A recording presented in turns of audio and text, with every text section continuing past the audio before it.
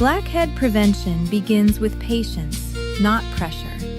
Blackheads form when oil, dead skin cells, and everyday debris collect inside a pore, and the top of that plug darkens after exposure to air. They are not a sign that someone is dirty, and they usually do not improve when the skin is scrubbed harshly. In fact, rough treatment often leaves the skin more irritated, more reactive, and harder to manage. A calmer routine usually works better than an aggressive one. Wash the face gently in the morning and again at night with a mild cleanser and lukewarm water. Avoid very hot water, harsh scrubs, rough brushes, and the urge to attack the skin as if it were a stain that could be polished away.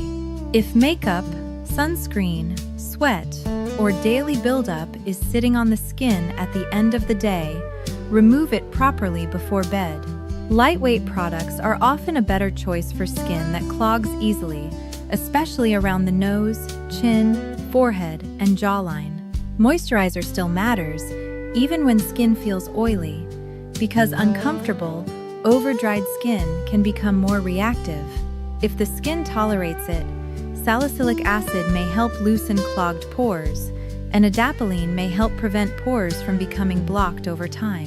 The important thing is to start slowly and stay steady instead of using too much too fast. Squeezing blackheads with fingernails or tools may feel productive for a moment, but it often leads to irritation, marks, and a habit of touching the face too much. Hair oils, pomades, and heavy styling products can also quietly contribute to clogged pores around the forehead and temples. So it helps to keep those products away from facial skin whenever possible.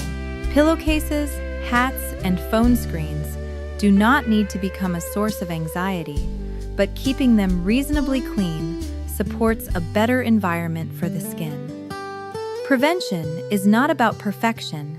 It is about making the pores less likely to clog, making the skin less likely to become irritated, and choosing a routine gentle enough to keep doing for months. And now, with that practical skin advice folded away neatly like a clean towel in a bathroom cabinet, let us move into the longer, warmer part of the evening, where instead of cleansers, cotton pads, and magnifying mirrors, we find ourselves in a small American town full of casseroles, raffle baskets, cardigans, pie, and one retired man who accidentally becomes far more important to local happiness than he ever intended. In the town of Willow Bend, Kansas, 74-year-old Arthur Nolan believed that nearly every problem in modern life could be traced to one of three causes: weak coffee, bad labeling, or people saying yes when they had every right to say no. He had believed this for years and had not yet found evidence to the contrary. Arthur was a retired clerk from the county farm cooperative, which meant he had spent most of his adult life counting invoices, organizing supply orders, and explaining to men in dusty caps that approximately was not a number fit for paperwork. He liked routines, sensible shoes, weather reports, and the quiet sound of his own kitchen in the morning. He disliked crowds, glitter, committee language, and any sentence beginning with the phrase, "This will only take a minute."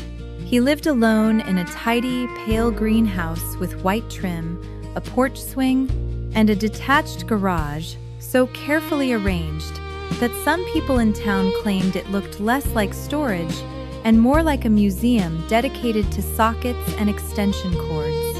His wife, Dorothy, had died 6 years earlier. Since then, he had built his life around habits solid enough to carry silence.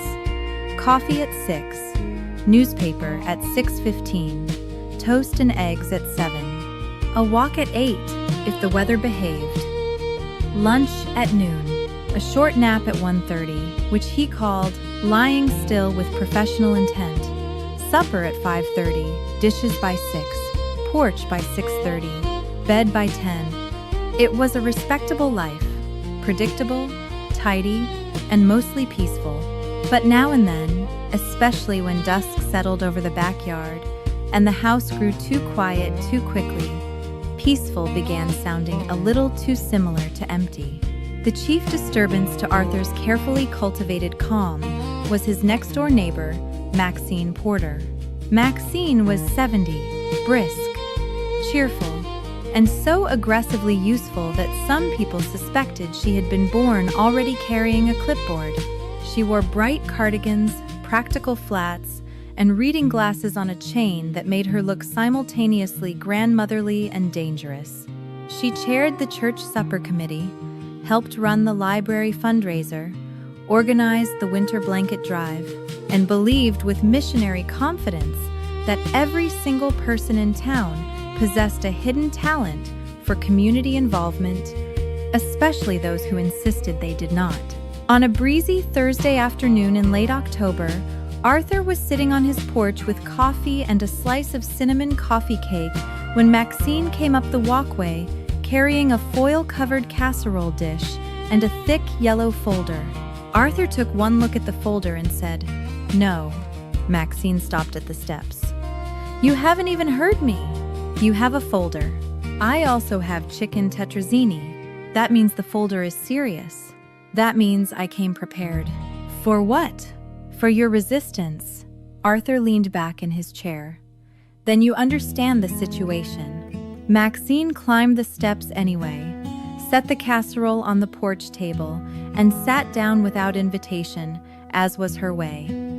"The Harvest Happiness Night has a problem," she said.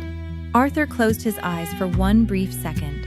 Harvest Happiness Night was the annual fall event at the Church Fellowship Hall, a cheerful community supper featuring casseroles, raffle baskets, homemade pies, local musicians, decorative leaves, and enough folding chairs to host either a potluck or a very orderly municipal crisis. "What sort of problem?" he asked. The MC canceled. "Why?" "His granddaughter has a pageant in Wichita." "That sounds legitimate." He also said he was not really a microphone person. Arthur nodded. "That sounds wise." Maxine ignored the comment. "So naturally, I thought of you." "Why would you do that?" "Because you speak clearly, people trust you. And you are funny." Arthur stared at her. "I am not funny. You are after 70. Dry counts. I spent 40 years managing inventory forms. You spent 40 years explaining numbers to farmers before sunrise. You can handle a room. That is not the same as wanting one. You do not need to entertain. Just welcome people, introduce the music, announce the raffle baskets, and keep the evening moving. That sounds like work in clean pants. That sounds like community. That sounds like trouble with gravy." Maxine smiled. "You'll be good. I'll be reluctant. That is not a skill. It should be." She tapped the folder. "I may already have written your name in pencil." Arthur looked at the casserole. "You volunteered me before I agreed?" "In pencil," she said. "I'm not reckless." "No, just efficient in a way that burdens the spirit." "Tomorrow, 6 o'clock. And if I refuse? I'll tell everyone you were intimidated by a microphone and decorative hay." "Those are not equal threats. Together they make a believable rumor." So that was how Arthur Nolan, retired cooperative clerk and guardian of quiet evenings, became the emergency MC of Willow Bend's Harvest Happiness Night.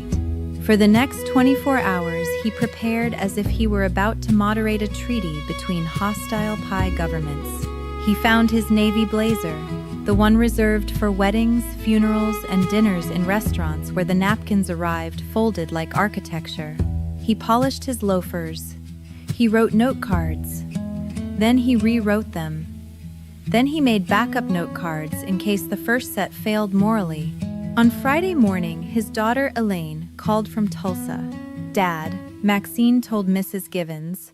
Mrs. Givens told Aunt Marie, and Aunt Marie told me you're hosting the church dinner. Maxine should not have access to communication channels. Elaine laughed. "You'll do fine. I have 6 note cards." "That means you care." "I have backup note cards." That means you're definitely still you. I also practiced pronouncing the fiddle player's last name. That means you're prepared. He practiced that afternoon in the hallway mirror. Good evening, everyone, and welcome to Harvest Happiness Night. Too stiff. Hello, friends and neighbors. Too cheerful. He looked like a man about to sell discounted fertilizer. Thank you all for coming tonight. Too vague. Coming for what exactly, and under what social arrangement? By the fifth attempt, he had introduced himself twice, thanked the umbrella stand, and nodded respectfully at the coat rack. At that point, he decided the house had suffered enough. Maxine arrived at 5:40 in a burnt orange sweater and earrings shaped like tiny leaves. "You look distinguished," she said. "You look supervisory," Arthur replied. "That's because I am. That's what worries me." The fellowship hall was already crowded when they arrived. Long tables draped in brown and gold paper cloths filled the room. Mason jars with battery candles sat beside small pumpkins and bunches of fake leaves. Raffle baskets gleamed beneath tight cellophane. Crockpots lined the back counter beside casseroles, baked beans, cornbread, macaroni, slaw, pies, cobblers, cakes, and 2 gelatin dishes Arthur distrusted on sight. The room smelled like coffee, gravy, cinnamon, and determined hospitality. Retirees in cardigans sat up front. Children in sweaters drifted between chairs with the unstable energy of tiny weather systems. Widowers in sport coats stood near the coffee urn, discussing weather as though they had personally authorized the cold front. Mrs. Bell, who treated pie like a constitutional issue, guarded the dessert table with the quiet alertness of a museum curator protecting national treasure. Maxine handed Arthur the microphone backstage. "Why is this so heavy?" he whispered. "Because it contains responsibility. It contains batteries and pressure." She patted his sleeve and vanished into volunteer traffic, which mostly consisted of brisk walking and lists. Arthur stepped onto the stage. The room settled. He adjusted the microphone. It squealed sharply. Half the audience jumped. "Well," he said, "that certainly sped up introductions." The room laughed. "Interesting," he thought. He cleared his throat. "Good evening, everyone. Welcome to Willow Bend's Harvest Happiness Night, the only event in town where you can admire decorative pumpkins, win a raffle basket, and disagree privately about stuffing before dessert." The laughter came warm and immediate. "My name is Arthur Nolan, and I'm your host tonight because the original MC apparently received a stronger competing offer involving family, travel, and a healthier relationship with microphones." Now the room was with him. Not wildly, not theatrically, but comfortably. He introduced the opening act, a local guitar and fiddle pair called Dry Creek, who played old-time songs with cheerful energy and exactly the kind of timing that makes people clap before the tune is fully over. Afterward, Arthur returned to the microphone and said, "Let's hear it again for Dry Creek, proving that in Kansas, nostalgia still keeps good time." The audience laughed and applauded again. For the first hour, things went smoothly. There was music, supper, a short prayer, and the gentle movement of people, pretending not to calculate how fast they could reach dessert without appearing obvious. Arthur relaxed. He even improvised a line while introducing the raffle baskets. "Please remember, enthusiasm is welcome, but this remains a fundraiser, not a property dispute."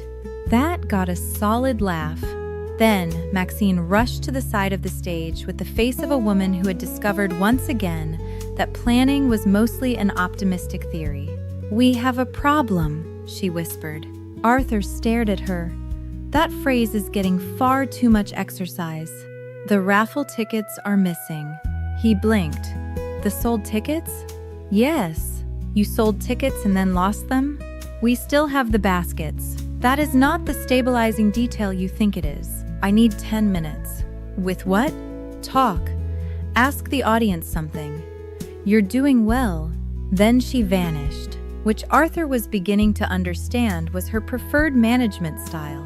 He stepped back to the microphone. Ladies and gentlemen, while several competent adults search for the missing raffle tickets in a room containing no wilderness, I thought I'd ask an important question.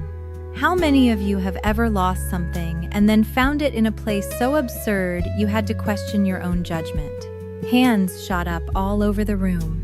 Arthur nodded solemnly. Good. Then we are among our people. A woman in the second row called out, I found my glasses in the refrigerator. Arthur pointed at her. Classic. Cold storage for vision. The room laughed. A man near the coffee urn said, I found my hearing aid in the silverware drawer. Arthur replied, Excellent.